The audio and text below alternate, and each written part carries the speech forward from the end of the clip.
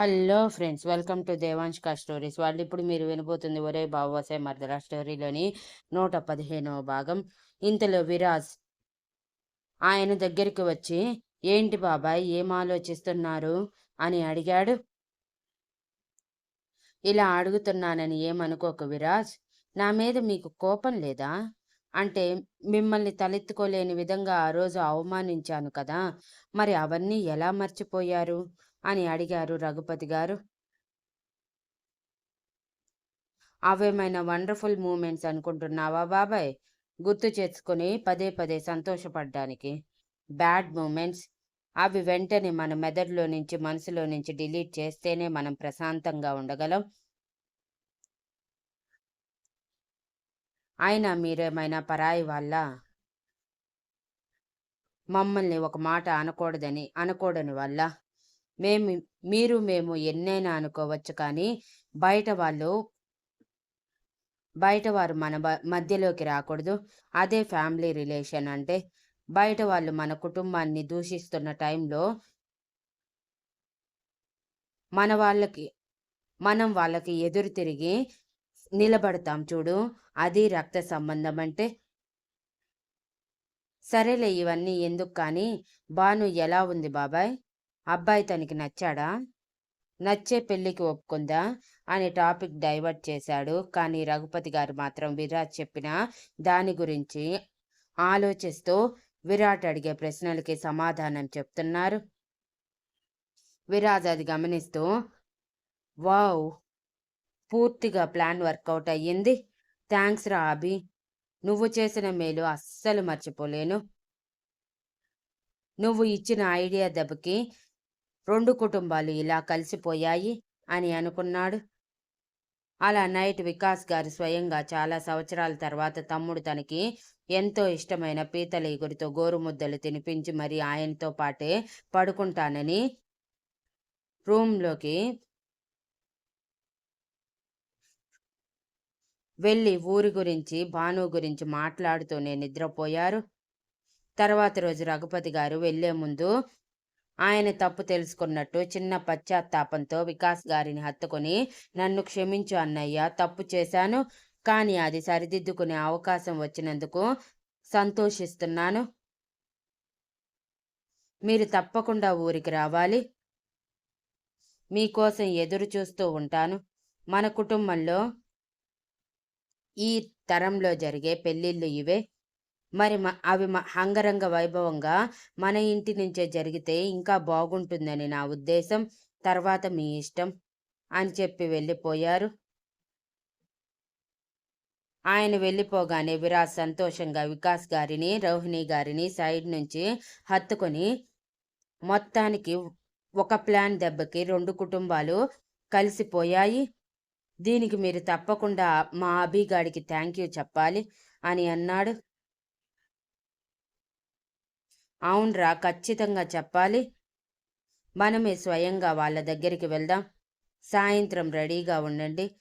ఒకేసారి పెళ్లి కార్డు ఇచ్చేసి వద్దాం అని చెప్పి ఆయన కూడా ఆఫీస్కి వెళ్ళిపోతే విరాజ్ ఇంట్లో ఖాళీగా కూర్చోలేక నిత్య దగ్గరికి వెళ్తే రోహిణి గారి ఇంటి పనిలో పడిపోయారు.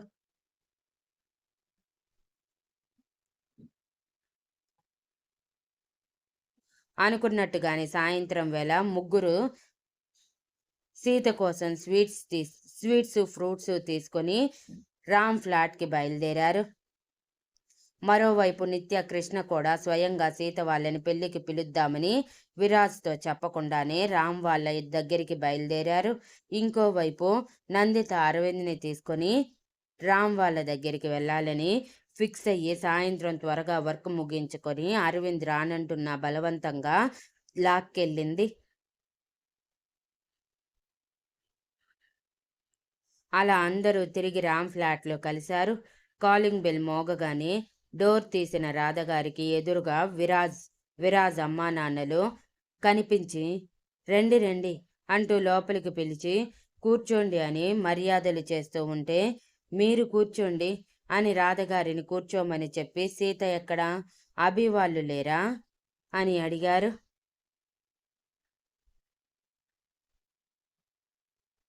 లేదు, సీతకు కొంచెం నీరు పడుతూ ఉండటంతో వాకింగ్ చేయమని చెప్పి త్వరగా రామ్ ఇంటికి వచ్చి తనని తీసుకుని పార్కుకి వెళ్ళాడు.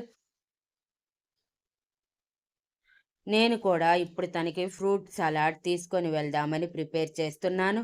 ఇంతలో మీరు వచ్చారు. ఉండండి, కాఫీ తీసుకువస్తాను అని చెప్పి కిచెన్లోకి హడావిడిగా వెళ్ళారు రాధగారు. ఇంతలో ఇంట్లోకి ఎంట్రీ ఇచ్చారు కృష్ణ, నిత్య.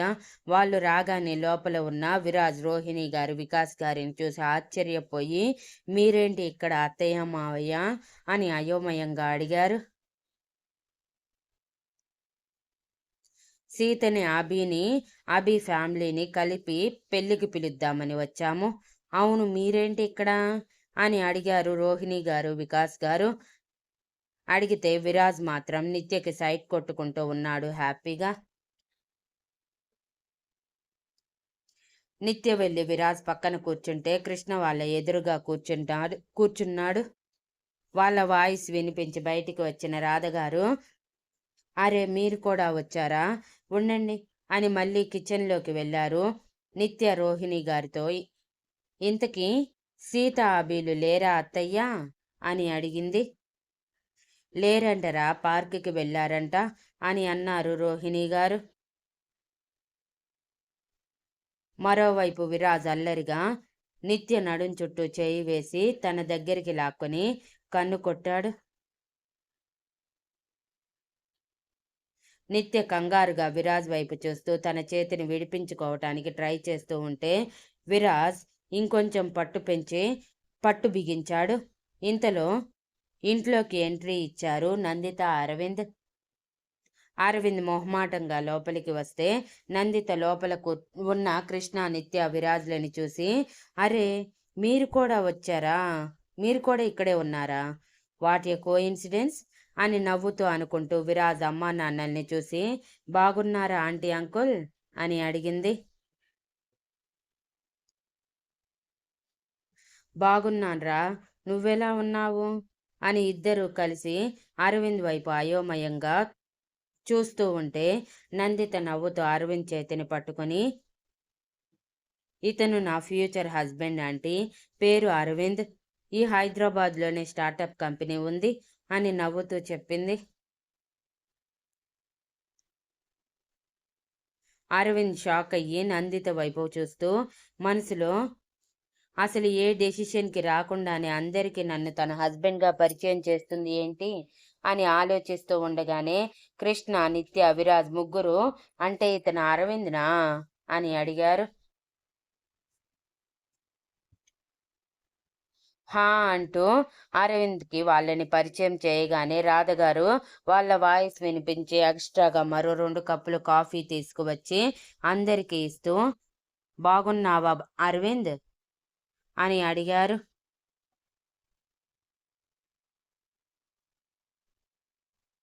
బాగున్నా ఆంటీ, మీరు ఎలా ఉన్నారు అని నిలబడి అడుగుతుంటే, బాగున్నాం, కూర్చో, నేను రామ్కి ఫోన్ చేసి రమ్మని చెప్తాను అని రాధగారు ఫోన్ తీస్తుంటే, ఎందుకు ఆంటీ, మనమే పార్క్ దగ్గరికి వెళ్దాం అని అన్నారు అందరూ. వద్దులేరా, వాళ్ళని రానివ్వు అని రాధగారు చిరునవ్వుతో చెప్పి, రామ్, సీత ఇద్దరిని ఇంటికి రమ్మని చెప్పి విరాజ్, కృష్ణ, నిత్య, అరవింద్, విరాజ్ అమ్మా నాన్నలు వచ్చారని చెప్పగానే రామ్ వస్తున్నా అని చెప్పి ఫోన్ కట్ చేసి సీతని నడిపించుకుంటూ ఇంటికి తీసుకువచ్చి వాళ్ళని నవ్వుతూ పలకరించి సోఫాలో సీతని కూర్చోబెట్టి తన పక్కన కూర్చున్నాడు. రాధగారు ఫ్రూట్ సలాడ్, జ్యూస్ తీసుకువచ్చి సీతకి ఇచ్చారు. సీత ఏడుపు మొహం పెట్టి రామ్ వైపు చూస్తూ ఉంటే రామ్ తిను అన్నట్టు సైగ చేసి, ఏంటి సడన్ విజిట్ అని నవ్వుతూ అడిగాడు అందరినీ. వికాస్ గారు, రోహిణి గారు ఇద్దరు పైకి లేచి రామ్ చేతులు పట్టుకొని, నీకెలా కృతజ్ఞతలు చెప్పాలో అర్థం కావట్లేదు అభి, నువ్విచ్చిన ఐడియా వల్ల మా ఫ్యామిలీ కలిసింది అని సంతోషంగా కన్నీటి చెమ్మతో అన్నారు. ఓ కంగ్రాట్స్, అయితే మీ ఫ్యామిలీ కలిసిపోయారన్నమాట. అయినా ఇందులో నేను చేసిందేముంది ఆంటీ, జస్ట్ ఒక ఐడియా ఇచ్చాను. అది కూడా సినిమా నాలెడ్జ్ వల్ల. అంతకు మించి ఏమీ చెయ్యలేదు. సో, మీరు మరీ నన్ను ఇంత ఎత్తుకి లాగాల్సిన అవసరం లేదు అని చిరునవ్వుతో చెప్పి కూర్చోమని చెప్పాడు. వికాస్ గారు చిరునవ్వుతో, అది అది మాత్రమే కాదు అభి, మా వాడిని పెళ్లి కొడుకుని చేశావు. వాడికి దక్కదనుకున్న ప్రేమని దక్కేలా ఇండైరెక్ట్గా నువ్వే చేశావని విరాజ్ చెప్పాడు. నీ క్యారెక్టర్ మాకు బాగా నచ్చింది. నీలాంటి వాడు మాకెందుకు పుట్టలేదు అని అనిపిస్తుంది. యువర్ సో స్వీట్ అని అన్నారు. యువర్ కరెక్ట్ అంకుల్ అని నందిత కృష్ణ అంటే, కరెక్ట్ మావయ్య అని నిత్య, బాగా చెప్పారు డాడీ అని విరాజ్ అన్నారు ఒకేసారి. తన భర్తని అంతమంది పొగుడుతుంటే ఉబ్బి తబ్బిబ్బైపోయిన సీత మురిసిపోతూ, ఎంతైనా నా బావ కదా, నా తెలివితేటలు బాగా వచ్చాయిలే అని మురిసిపోతూ అంది. అవునవును, నీ తెలివితేటలు వచ్చుంటే ఈ పాటికి ఇల్లు రణరంగమయ్యుండేది అని రాధగారు వెటకారంగా అనగానే, అత్త అని సీత నోట్లో యాపిల్ కుక్కుకుంటూ బుంగమూతి పెట్టుకొని అంది.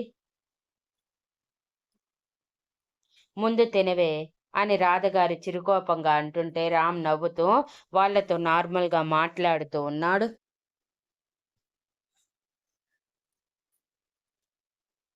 వాళ్ళ బాండింగ్ చూసిన అరవింద్కి ముచ్చటగా అనిపించింది. Thank you for listening and please like, share, comment and subscribe.